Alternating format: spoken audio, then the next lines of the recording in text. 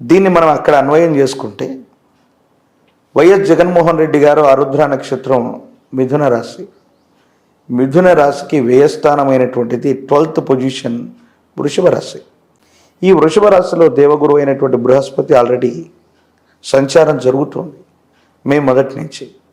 అంటే మిథున రాశికి దేవగురు అయినటువంటి బృహస్పతి బలం కొంచెం లేదు. మరి వైఎస్ జగన్మోహన్ రెడ్డి గారు ఏమైనా లాస్ అవుతున్నారా?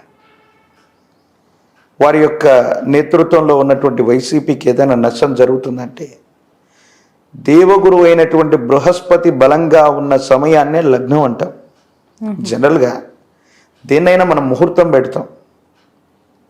ఆ లగ్నం అంటే ఒక వ్యక్తి యొక్క పుట్టినటువంటి ఖచ్చితమైన సమయం అవ్వచ్చు, దాన్ని లగ్నం అంటాం. కానీ ఏదైనా పనికి ముహూర్తం పెట్టమంటే దేవగురు అయినటువంటి బృహస్పతి బలంగా ఉన్న సమయం, దాన్ని ముహూర్తం అంటారు. ఆ ముహూర్త సమయంలో శుక్రుడు లేదా గురువు లేదా ఇద్దరు శుభంగా ఉన్నటువంటి సమయాన్ని ముహూర్తం అంటారు. అంతే తప్ప రవి బలంగా ఉన్న సందర్భం, రాహు బలంగా ఉన్న సందర్భం ఇవన్నీ ముహూర్తాల కింద లెక్క కాదు.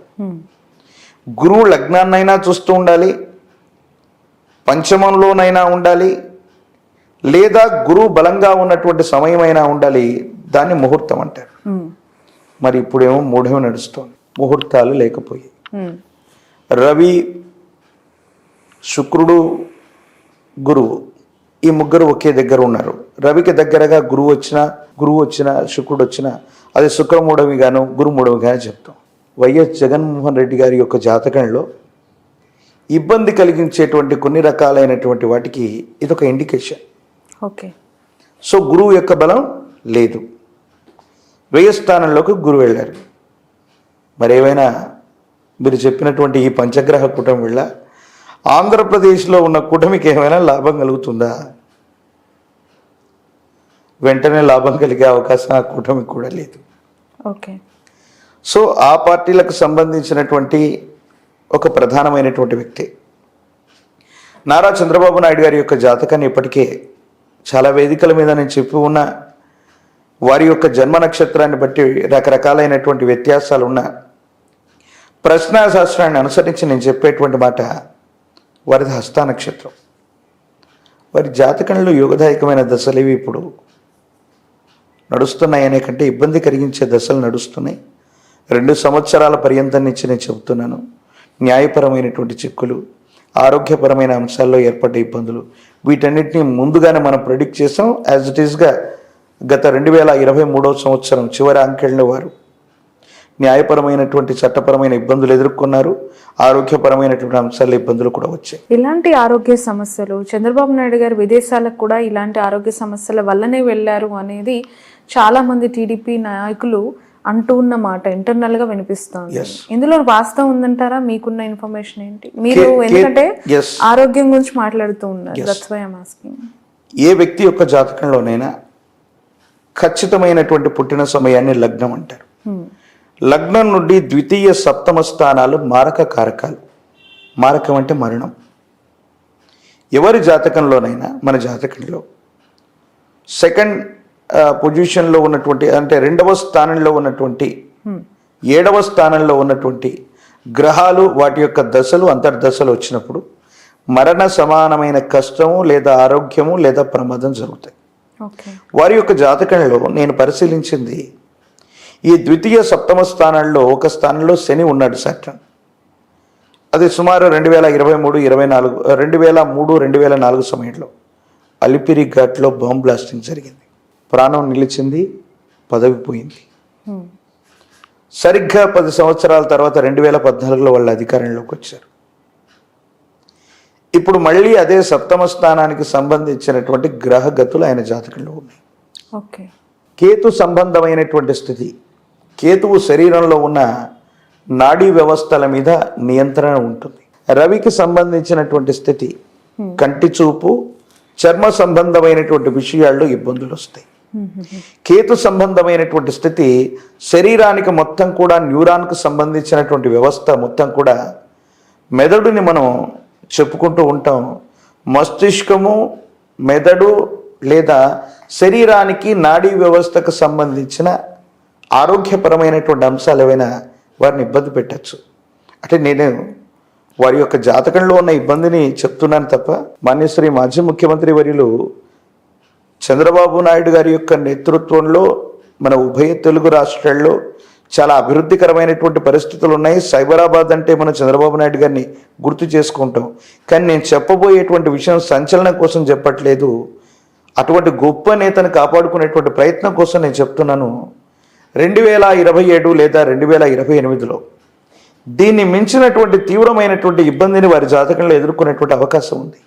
ఇది ఆరోగ్యపరమైనటువంటి అంశాల్లో తీవ్రమైనటువంటి సమస్యగా పరిగణించవచ్చు. అటువంటి చాలా క్లిష్టమైనటువంటి సందర్భం వారి యొక్క జాతకంలో రాబోతుంది. కాబట్టి కేతు సంబంధమైన లేదా తాంత్రిక విధానంలో గణపతికి సంబంధించిన విశేషవంతమైనటువంటి క్రతువులు కూడా ఇప్పటికీ కొన్నిటిని సోషల్ మీడియా ద్వారా కొంతమందికి నేను ఇప్పుడే వాటిని చెప్పి ఉన్నాను. మళ్ళీ మన వ్యవస్థ ద్వారా కూడా మన క్యూబ్ టీవీ నుంచి కూడా నేను వారికి చెప్తూ ఉన్నాను. వారి జాతకంలో కొన్ని ఇబ్బందికరమైన దశలు నడుస్తున్నాయి, ఇది వాస్తవం. కానీ జగన్మోహన్ రెడ్డి గారి యొక్క జాతకంలో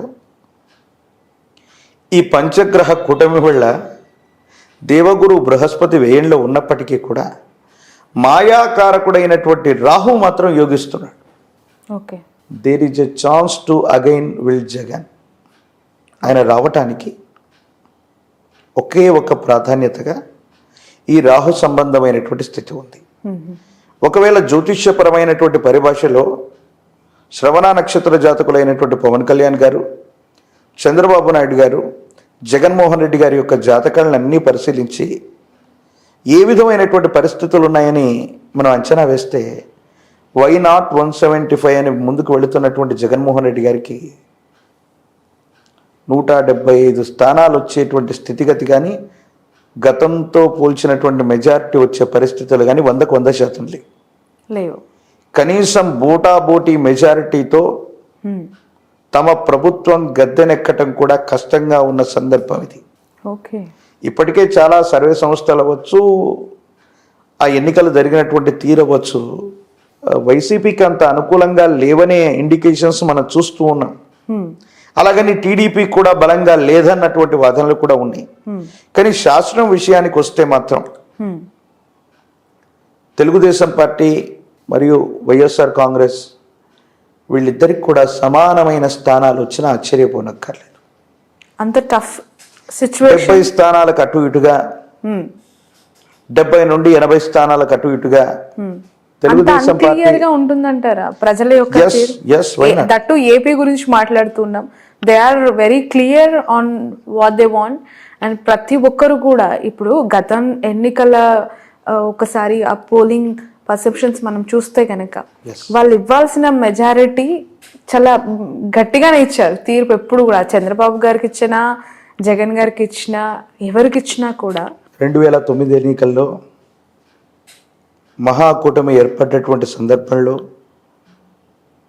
తెలుగుదేశం, టీఆర్ఎస్, కమ్యూనిస్టు పార్టీలు కొన్ని, ప్రజారాజ్యం మరోవైపు ఇవన్నీ కలిసి పోటీ చేసిన సందర్భంలో బోటాబోటీ కనీస మెజారిటీతోనే వైఎస్ రాజశేఖర రెడ్డి గారు మళ్ళీ గవర్నమెంట్లోకి వచ్చిన సంగతి మనకు తెలుసు. ఇప్పుడు అదే రిపీట్ అవ్వచ్చా? అలాగని కాదు, కానీ తెలుగుదేశం మరియు వైసీపీకి సమానమైనటువంటి సీట్స్ వచ్చి బీజేపీ మరియు జనసేన వాళ్లతో మిత్రకూటమిగా ఉన్నప్పటికీ నేను చెప్తున్న అంశం ఏంటంటే మిత్రకూటమిగా ఉన్నటువంటి జనసేన మరియు బీజేపీకి ఓ 10-15 స్థానాలు వచ్చి వాళ్ళు కీలకమవటం, కేంద్రానికి సంబంధించినటువంటి పరిస్థితుల వల్ల ఈ కూటమిలో కూడా ఏవైనా ఇబ్బందులు ఏర్పడటం, అంటే మిత్రకూటమిగా ఉన్న వీళ్ళు కూడా విడిపడేటువంటి పరిస్థితులు రావటం, ఇది ఖచ్చితంగా జరుగుతుంది. ఎందుకంటే దీన్ని క్రోధినామ సంవత్సరంగా ఈ సంవత్సరానికి పేరు. అసలు క్రోధినామ సంవత్సరం అంటే అర్థం ఏంటంటే అన్యోన్యకరంగా ఉన్నటువంటి దంపతులు సైతం విడిపడేటువంటి అపోహల అపార్థాలు వచ్చే సంవత్సరం ఇది. Oh my god. ఇక రాజకీయ నాయకులకి ప్రతి చిన్న విషయానికి అనుమానాలు ఉంటాయి, అపోహలు ఉంటాయి, ఇబ్బందులు ఉంటాయి. నా ప్రిడిక్షన్ ప్రకారంగా వైఎస్ జగన్మోహన్ రెడ్డి గారు బోటాబోటీ మెజారిటీతో గెలవటానికి ఒక అవకాశం ఉంది. ఒకవేళ ఈ పంచగ్రహ కూటమిలో ఈ స్థితిగతుల వల్ల అది సాధ్యపడట్లేదు అంటే కూటమిలో ఉన్నటువంటి ఇతరత్ర అన్ని జాతకాలు పరిశీలిస్తే శ్రవణ నక్షత్రం మకర రాశిలో ఉన్నటువంటి పవన్ కళ్యాణ్ గారి యొక్క జాతకంలో రజయోగం ఉంది. అమాత్యుడు మంత్రి, అది కేంద్ర స్థాయి మంత్రియా అమాత్యుడా, ఆ స్థాయికి ఆయన వెళ్ళగలిగినటువంటి స్థితిగతులు అయితే సుస్పష్టంగా కనపడుతూ ఉన్నాయి. అది వెంటనే సమీపమైన భవిష్యత్తులో, ఈ రోజుని కాదు కానీ సమీప భవిష్యత్తులో ఎప్పుడైనా కూడా అది జరిగేటువంటి సంభావ్యత ఉంది. ఆ విధంగానైతే ఉంది. నేను అనుకోవటం తప్పనిసరిగా వైఎస్ జగన్మోహన్ రెడ్డి గారి యొక్క జాతకంలోని దేవగురువు అయినటువంటి బృహస్పతి బలం లేకపోవటం వల్ల ఇన్ని రకాలైన ఇబ్బందుల్ని, ఈ సమస్యలని ఎదుర్కొంటూ ఉన్నారు.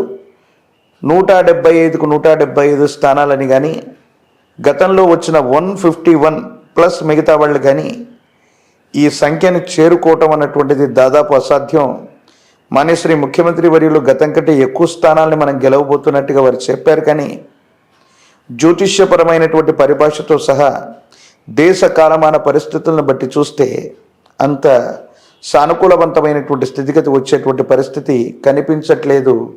ఎవరు గెలిచినా ప్రతిపక్షంలో ఉన్న వాళ్ళకి 80 సీట్లు, అధికార పక్షంలో ఉన్నటువంటి వాళ్లకు 90 లేదా 90 స్థానాల పైన అన్నట్టుగానే ఈ పరిస్థితి ఉండబోతుంది.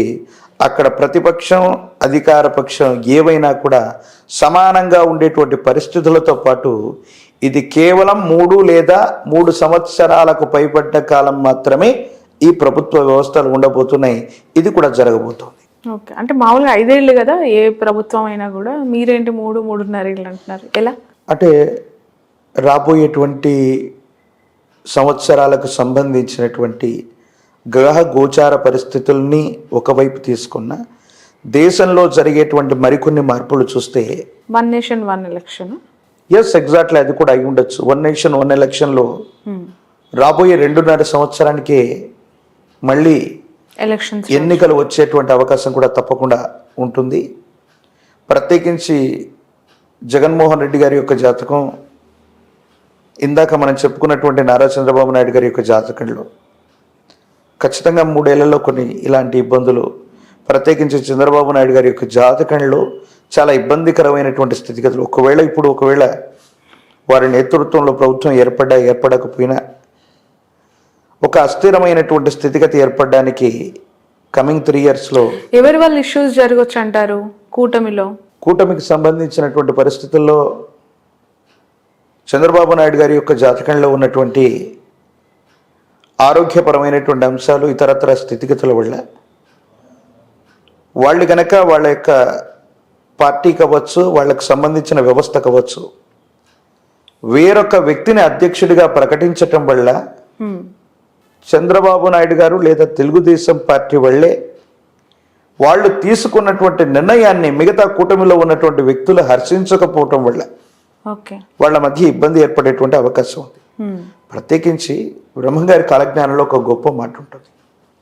2 అక్షరముల పేరున్నవాడు దేశాన్ని పెక్కేండ్లు పరిపాలించాను. పండిత్ జవహర్లాల్ నెహ్రూ గారు 2 అక్షరాలు.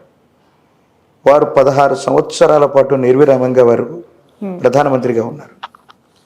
నరేంద్రనాథ్ మోదీ, వారి వ్యవహారిక నామం మోదీ, వారు 3 పర్యాయాలు ముఖ్యమంత్రిగా గుజరాత్కు చేశారు. వరుసగా 2 పర్యాయాలు మళ్ళీ భారతదేశానికి ప్రధానమంత్రి చేశారు. ఆ లెక్క ప్రకారం అనురాధ నక్షత్రం వృశ్చిక రాశిలో అర్ధాష్టమ శని ప్రభావం ఉన్నప్పటికీ కూడా గురుదేవుల యొక్క కాలజ్ఞానాన్ని ప్రెడిక్ట్ చేస్తే మోదీ గారు సులభంగా అధికారంలోకి రాలేకపోయినా ఇలాంటి పార్టీలకు సంబంధించినటువంటి కూటమి చేత మళ్ళీ అధికారయుక్తమైనటువంటి స్థానంలో ఉండాలి. కాబట్టి ఏ ప్రాంతీయ పార్టీనైనా దూరం చేసుకునేటువంటి పరిస్థితి లేదు. కాబట్టి మోదీ గారి యొక్క నేతృత్వంలోని బీజేపీ లేదా వారి యొక్క మిత్రకూటమైనటువంటి జనసేన, గత ఇంటర్వ్యూలో మనం చెప్పుకున్నాం, వైసీపీ కూడా సపోర్ట్ చేసేటువంటి అవకాశాలు లేకపోలేదు. వారి ఎమ్మెల్యేలు కూడా సమీప భవిష్యత్తులో వైఎస్ఆర్ కాంగ్రెస్ పార్టీకి సపోర్ట్ చేసినా కూడా ఆశ్చర్యం లేదు. మొదటి ప్రాధాన్యతగా జగన్మోహన్ రెడ్డి గారు గెలవటానికి కొన్ని ప్రత్యేకమైన అవకాశాలు ఉన్నాయి. Okay, right. ఇప్పుడు మీరు ఈ స్థాయిలో ఒక పొలిటికల్ పార్టీ మీద మీ అభిప్రాయం, లైక్ అంటే మీరు చూసిన, మీరు మీ ఆస్ట్రాలజీ పరంగా మీకున్న అనుభవము, జాతకాల రీత్యా మీరు ఆ పార్టీలో ఆ వ్యక్తులకి ఉన్న మంచి చెడులు పాసిబిలిటీస్ అన్ని చెప్తూ ఉన్నారు. ఎవరు అధికారంలోకి వస్తారు, ఎవరు రాలేరు, ఎందుకు రాలేరు, వస్తే ఎందుకు వస్తారు కూడా చెప్తున్నారు. అది రాష్ట్రమైనా దేశమైనా, CM to PM anything. But astrologers చాలా మంది అటు కూటమి వస్తుంది అంటున్న వాళ్ళు ఉన్నారు, ఇటు జగన్ గారు విన్ అవుతారు అంటున్న వాళ్ళు ఉన్నారు, అండ్ వైసీపీ ఖచ్చితంగా రాదు అని బెట్టింగ్లు కట్టే వాళ్ళు ఉన్నారు. మీలాంటి ఆస్ట్రాలజర్స్ ని చూసి మీరు చెప్తున్న దాన్ని బట్టి కోట్లలో వ్యాపారాలు చేస్తున్న బెట్టర్స్ కూడా ఉన్నారు. సో ఎట్లాస్ట్ ఏమైపోయిందంటే మీ మధ్యలో కూడా చాలా వేరియేషన్స్ వచ్చేసాయి. భయంకరమైన ట్రోలింగ్ కూడా మీ పైన జరుగుతుంది. విమర్శిస్తున్న వాళ్ళు చాలా తీవ్రంగా విమర్శిస్తూ ఉన్నారు. వ్యక్తిగతంగా విమర్శించడం కూడా జరుగుతుంది. వ్యక్తిగతంగా విమర్శిస్తుంది. దీన్ని ఎలా చూడాలంటారు? అంటే మీ అభిప్రాయం, ఇప్పుడు మీరు జగన్ గారు వస్తారంటున్నారు, కూటమికి కొన్ని అవకాశాలు తక్కువ ఉన్నాయి అంటున్నారు.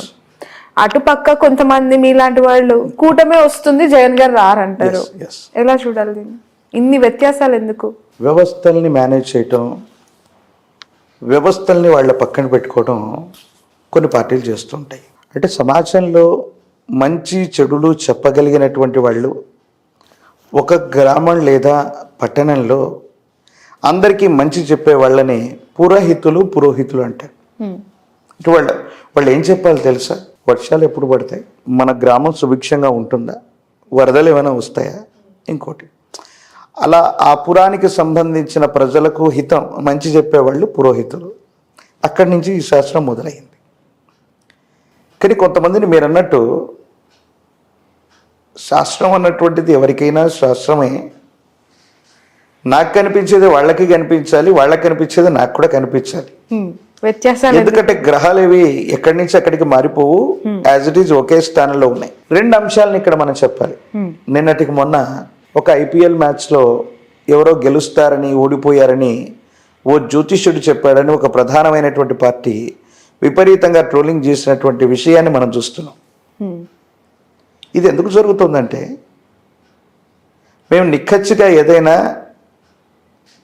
ఒక ప్రెడిక్షన్ మాకు కాన్ఫిడెంట్ ఉన్నప్పుడు, ఇది జరుగుతుందని మేము చెప్పినప్పుడు, ఒక పార్టీ గెలుస్తుందని మేము చెప్పడం వల్ల అందరూ అనుకుంటేది ఏంటంటే ఆ పార్టీతో వీళ్ళకి ఏమైనా సంబంధాలు ఉన్నాయేమో, ఆ పార్టీలో సంబంధాలు ఉన్నాయేమో అనుకుంటారు. ఉన్నాయా అని అడుగుతున్నాను. కృష్ణమాచార్యకి ఏ పార్టీతో సంబంధం లేదు. నాకు తెలిసినటువంటి శిష్యులు భారతదేశంలో, అంటే నేను జ్యోతిష్యపరమైనటువంటి ఈ విధానంలోకి వచ్చిన తర్వాత భారతదేశంలో నేను చూసినటువంటి జాతకాల్లో ఒకరిద్దరు ముఖ్యమంత్రులు ఉన్నారు, చాలామంది మంత్రులు ఉన్నారు, ఎమ్మెల్యేలు ఉన్నారు, ఎంపీలు ఉన్నారు, రాజకీయ ప్రముఖులు చాలామంది ఉన్నారు, వేరే వేరే రాష్ట్రాల్లో ఉన్నారు. ముఖ్యమైనటువంటి అంశం ఏంటంటే వాళ్ళందరూ కూడా వేరే వేరే పార్టీలకు సంబంధించినటువంటి వ్యక్తులు. కానీ ఇక్కడ వచ్చినటువంటి అంశం ఏంటంటే పలానా పార్టీ గెలుస్తుందని ఎవరైనా చెబితే ఈ స్వామీజీ ఆ పార్టీకి సంబంధించినటువంటి వ్యక్తి అనటం, ఆ పార్టీ గెలుస్తుందని చెప్పటం వల్ల విపరీతంగా ట్రోల్ చేయటం, ఇవన్నీ మనం చూస్తూ ఉన్నాం. ఈ సందర్భంలోనే కొంతమంది వ్యక్తులు, కొంతమంది పార్టీలు కూడా ఒక ఫేమస్ ఆస్ట్రాలజర్ ఏదైనా చెబితే ఇది జరుగుతుంది అనేటువంటి నమ్మకం, విశ్వాసం ఉన్నప్పుడు జనాలు అవ్వచ్చు, ఓటర్లు అవ్వచ్చు, వేరొకరు అవ్వచ్చు, ప్రభావితం అవుతారేమోనన్నటువంటి ప్రజల యొక్క నమ్మకాన్ని ఆసరాగా తీసుకుని కొన్ని మీడియా సంస్థలు అవ్వచ్చు, పార్టీలు అవ్వచ్చు, వాళ్ళకు అనుగుణంగా చెప్పించుకునేటువంటి ప్రయత్నాలు కూడా జరుగుతున్నాయి. ఇలాంటివి మా దృష్టికి వచ్చాయి. ఎందుకంటే ఇప్పుడు ఎవరు జ్యోతిష్యులు అంటే ముఖపరిచయం లేనటువంటి వ్యక్తులు కూడా చాలామంది పర్టికులర్గా వచ్చి వాళ్ళకి ఇచ్చినటువంటి పేపర్ని పట్టుకొని వ్యంగ్యమైనటువంటి వ్యాఖ్యలు చేస్తున్నటువంటి వాటిని మేము చూస్తున్నాం. రాహు 10వ స్థానంలో ఉన్నాడు, రాహు 100వ స్థానంలో ఉన్నాడు, కాబట్టి జగన్మోహన్ రెడ్డికి ఈసారి అవకాశం లేదు. మరొక సందర్భంలో ఫలానా జాతకుడికి అసలు ముఖ్యమంత్రి అయ్యే యోగమే లేదన్నారు. మరి జగన్మోహన్ రెడ్డి గారు ఎలాగ ముఖ్యమంత్రి అయ్యారు? ఇలాంటి సందర్భాన్ని నేను కూడా ఎదుర్కొన్నాను. మొన్న తెలంగాణకు సంబంధించినటువంటి పరిస్థితుల్లో కాంగ్రెస్ పార్టీ అంతరించిపోయిందని మనం అనుకోవచ్చు, కానీ రేవంత్ రెడ్డి గారి యొక్క జాతకంలో ముఖ్యమంత్రి అయ్యేటువంటి యోగం ఉందని ఒక 7-8 మాసాల ముందు, ఎన్నికల కంటే ముందు ఒకసారి ఏదో సందర్భంలో చెప్పాను. మరో సందర్భంలో మునుగోడు ఎన్నిక రేపు పొద్దున కౌంటింగ్ అనగానే ఇవాళ మునుగోడులో టీఆర్ఎస్ గెలవబోతోంది. ఆ సందర్భంలో అక్కడ మీడియా వాళ్ళు అడిగినటువంటి ప్రశ్నకి రేవంత్ రెడ్డి గారు ముఖ్యమంత్రి స్థాయికి వెళ్ళగలిగినటువంటి జాతకం అని చెప్తే, ఒక్కరు కూడా కాంగ్రెస్లో ఒక ఎమ్మెల్యేలుగా ఉన్నటువంటి వ్యక్తులు లేరు. రేవంత్ రెడ్డి గారు కూడా కొడంగల్లో ఎమ్మెల్యేగా ఓడిపోయారు. ఈ విధమైనటువంటి పరిస్థితుల్లో ముఖ్యమంత్రిగా ఆయన ఎట్లా చెప్తారని తీవ్రమైనటువంటి ఇబ్బందులు, సమస్యలు కూడా ప్రయత్నం చేసినటువంటి దాఖలాలు కొన్ని ఉన్నాయి. కానీ కాంగ్రెస్ పార్టీ అధికారంలోకి వచ్చేటువంటి అవకాశం ఉందని నా స్వరాన్ని మళ్ళీ వినిపిస్తే, ఈరోజు రేవంత్ రెడ్డి గారు గెలిస్తే నన్ను విమర్శించిన వాళ్ళందరూ రేవంత్ రెడ్డి గారితో కలిసి తిరుగుతున్నారు. కానీ రేవంత్ రెడ్డి గారితో నాకు వ్యక్తిగతమైనటువంటి సంబంధం, బాంధవ్యాలు ఏం లేవు. ఆయన ముఖ్యమంత్రి కాని తర్వాత కానీ, ముఖ్యమంత్రి అయిన తర్వాత కానీ ఎప్పుడూ నేను ఆయన్ని కలవలేదు. కానీ కొన్ని మీడియా సంస్థలు, కొన్ని పార్టీలు వాళ్ళకు అనుగుణంగా కొంతమంది వ్యక్తులతో, అంటే మీడియాకు సంబంధించినటువంటి న్యూస్ రీడర్స్ ఎలాగైపోయారో, కొంతమంది శాస్త్రాన్ని ఆ విధంగా ఇది చేయటం వల్ల వ్యంగ్యమైనటువంటి కమెడియన్స్ కూడా కొంతమంది జ్యోతిష్ శాస్త్రానికి సంబంధించిన స్క్రిప్ట్ తీసుకుని గ్రహాల గురించి, జ్యోతిష్యం గురించి మాట్లాడుతుంటే బాధేస్తుంది. శాస్త్రాన్ని మాత్రమే జీవితంగా భావించే మాకు వేరే వ్యాపకాలు ఉండవు. జీవితంలో మేము చెప్పినటువంటి ప్రొడిక్షన్స్ 1-2 జరగకపోతే జరిగిన 90ని వదిలిపెడతారు, జరగని వీటిని మాత్రం గురించి మాట్లాడతారు. సమీపమైనటువంటి భవిష్యత్తులో 5 ఏళ్ల కాలం పాటు ఈ యొక్క భారాన్ని మేము మోయవలసి ఉంటుంది. ఇవి వాళ్ళకు తెలియదు. కాబట్టి కొన్ని రకాలైనటువంటి ఛానల్స్ అసత్యపూర్వకమైనటువంటి ప్రచారాలు, ఛానల్స్ అనే కాదు, నాయకులకి సంబంధించి కూడా టార్గెట్ అయిపోతూ ఉన్నారు మీలాంటి జ్యోతిష్యులు అనేక మంది. అంటే మీలో యూనిటీ లేదా, లేదంటే మీరు రివర్స్ వాళ్ళకి అవ్వలేకపోతున్నారా ఆన్సర్ ఇవ్వటంలో? దీన్ని ఎలా చూడాలి? ఎందుకంత స్తబ్దు? అఫ్ కోర్స్ ఇప్పుడు ఏదైనా సరే అండి, సక్సెస్, ఫెయిల్యూరు. ఇప్పుడు మీరు 98 కరెక్ట్ చెప్పి 2 జరగకపోతే ఆ 98 గురించి మాట్లాడే వాళ్ళు ఉండరు. పోనీ జరుగుతూ ఉన్నదానికి ముందే ఇలా జరగచ్చు అని చెప్తూ ఉన్నదాన్ని కూడా ఇలా ట్రోల్ చేస్తూ, పర్సనల్ అటాక్ చేస్తూ ఉన్నప్పుడు మీ ఫీలింగ్ ఏంటి పర్సనల్గా? వాస్తవంగా మీరు అన్నట్టు ఏ సందర్భంలోనైనా, ఏ వ్యవస్థలోనైనా సమైక్యంగా కమ్యూనిటీగా ఉండటం అన్నటువంటిది ఉండేది. కానీ జ్యోతిష్యుల్లో ఒకరంటే ఒకరికి పడదు. మా మధ్య కూడా ఏవో తెలియని వ్యత్యాసాలు ఉంటాయి, ఏవో తెలియని భావజాలాలు ఉంటాయి. వీటి వల్ల మాకున్నటువంటి ఈ పర్సనల్ విరోధాలు, విభేదాల వల్ల ఏమైపోతున్నామంటే, ప్రఖ్యాతి చెందినటువంటి 10 మంది జ్యోతిష్యులు లేదా 20 మంది జ్యోతిష్యులు ఒక సబ్జెక్ట్ని మేమంతా అనాలిసిస్ చేసి ఇది జరగబోతుందని చెప్తే చాలా గౌరవంగా ఉంటుంది మాకు. ఫలానా జ్యోతిష్యుడు తప్పు, నేను మాత్రమే కరెక్ట్ అని నేను మాట్లాడితే అది శాస్త్రాన్ని అవమానపరిచినట్టు అవుతుంది. మీరు అన్నట్టు నిజంగానే ఒక వ్యవస్థలో ప్రజల చేత, ప్రజల కొరకు ఎన్నుకోబడ్డటువంటి ఈ ప్రజాస్వామ్య వ్యవస్థలో మేము కూడా ప్రజలమే, మా తర్వాతే వీళ్ళంతా కూడా ఉన్నారు. ఇలాంటి సందర్భంలో ఒక నాయకుడికో వ్యవస్థకు మేమేమి కూడా భయపడనక్కర్లేదు. మీరు అన్నట్టు మేమంతా కూడా శాస్త్రాన్ని, శాస్త్ర ప్రమాణాన్ని నిరూపించగలిగిన స్థితిలో ఉన్నటువంటి ప్రఖ్యాత జ్యోతిష్యులందరూ కూడా ఒక వేదిక మీదకి వస్తే మేము ఎవరికి కూడా టార్గెట్ అవ్వం. ఎవరికి వారుగా పీఠాలు, ఎవరికి వారుగా వ్యవస్థలు ఏర్పాటు చేసుకోవటం వల్ల, మాలో మాకు ఐక్యత లేకపోవటం వల్ల, ఒకరిని ఒకరం బహిరంగంగా విమర్శించుకోవటం వల్ల, ఈ జ్యోతిష్యుడు ఎప్పుడు చనిపోతాడో తెలుసా నేను చెప్తానని పోస్టులు పెట్టడం వల్ల, నేను చెప్పింది మాత్రమే జరుగుతుంది, మిగతా వాళ్ళకి ఎవరికి జ్యోతిష్యం రాదని ఇంకొకరు చెప్పడం వల్ల, మాలో మాకు వచ్చినటువంటి కుమ్ములాటల వల్ల శాస్త్ర పరిజ్ఞానం కంటే కూడా ఆ జ్యోతిష్యుడు చెప్పింది తప్పు అవుతుంది అన్నటువంటి ఉద్దేశంతో కూడా కొంతమంది చెప్పేటువంటివి ఆ ప్రెడిక్షన్స్ నెగిటివ్ అవుతున్నాయి. ఇది నిజంగా ముమ్మాటికి ఐక్యత లేకపోవటం, విపరీతమైనటువంటి భావోద్వేగాలకి మేము కూడా లోనైపోవటం, కొంతమంది వ్యక్తులు, వ్యవస్థలు మమ్మల్ని టార్గెట్ చేసినప్పుడు మా వ్యక్తిగతమైనటువంటి జీవితాలు, కుటుంబపరమైనటువంటి జీవితాలను కూడా టార్గెట్ చేయడం వల్ల కొంచెం ఇబ్బందులు జరుగుతున్నటువంటి అంశం అది వాస్తవం. సమిష్టిగా, వ్యవస్థగా మేము కూడా ఉంటే వాళ్ళని మేము చాలా సులభంగా ఎదుర్కొనేటువంటి అవకాశం ఉంది. ఇది ఇప్పుడు జరగకపోతే సమీప భవిష్యత్తులో ఈ దేశకాలమాన పరిస్థితుల్ని, ఖగోళ శాస్త్రాన్ని, నాసా కంటే ముందే గ్రహణం ఎప్పుడు ఏర్పడుతుందో 100 సంవత్సరాల ముందు చెప్పగలిగినటువంటి ఖగోళ అద్భుతాన్ని ఆవిష్కరించేటువంటి జ్యోతిశాస్త్రం కూడా అంతరించిపోయినా ఆశ్చర్యం లేదు. రేపొద్దున నోస్ట్రాడామస్ గురించి మనం మాట్లాడుతాం. నోస్ట్రాడామస్ గతంలో ఒక దేశంలో ప్రెడిక్షన్ చెప్పడం అన్నటువంటి తప్పుగా భావించేవాళ్ళు. నోస్ట్రాడామస్ జీవితంలో చూస్తే ఆయన చెప్పినటువంటి ప్రెడిక్షన్స్ ఆయన ఎక్కడైనా కనిపిస్తే చంపేద్దామని వెతికినటువంటి వాళ్ళు కూడా చాలామంది ఉన్నారు. బహుశా ఈ ఉభయ తెలుగు రాష్ట్రాల సమీప భవిష్యత్తులో ఎవరైనా ప్రఖ్యాత జ్యోతిష్యుడు ఉంటే గనక దాడి చేయటము, మరొకటి జరగడం కూడా జరిగేటువంటి అవకాశాలు కూడా లేకపోలేదు. ఎందుకంటే ప్రజల కంటే కూడా ఈ నాయకులు వాటిని చాలా అంటే రాజకీయం మొత్తం. అలాంటి సందర్భాలు ఒకవైపు చూస్తూ ఉన్నప్పుడు ఉగాది పంచాంగాలు పార్టీ ఆఫీసుల్లో కూర్చోబెట్టుకుని ఎలా చెప్పించుకుంటున్నారు, ఎలా వింటూ ఉన్నారు? ఎస్, ఆ పార్టీ ఆఫీస్లోకి వెళ్ళినటువంటి ఏ జ్యోతిష్యుడైనా ఈ వచ్చేటువంటి ఈ క్రోధినామ సంవత్సరం అనుకోండి, లేదా వచ్చే సంవత్సరంలో ఎన్నికలు కనుక జరిగితే ఈ పార్టీకి అనుకూలవంతమైన స్థితిగతులు ఉంటాయని చెప్తాడు తప్ప ఈ పార్టీకి ప్రతికూలవంతమైనటువంటి పరిస్థితులు ఉన్నాయని గట్టిగా చెప్పేటువంటి ధైర్యం ఎందుకు చెప్పలేకపోతున్నారంట? ఇప్పుడు ఉన్నది ఉన్నట్టుగా చెప్పాలి. ఏ పండితుడైనా వాస్తవం చెప్పాలి. అది తప్పైనా ఒప్పైనా చెప్పగలగాలి. కానీ పంచాంగాలు ఉగాది రోజు నాయకుల ముందు కూర్చొని ఇక్కడ కేసీఆర్ గారికి అలానే 3వ సారి ముచ్చటగా మీరు ముఖ్యమంత్రి అని చెప్పిన వాళ్ళు ఉన్నారు.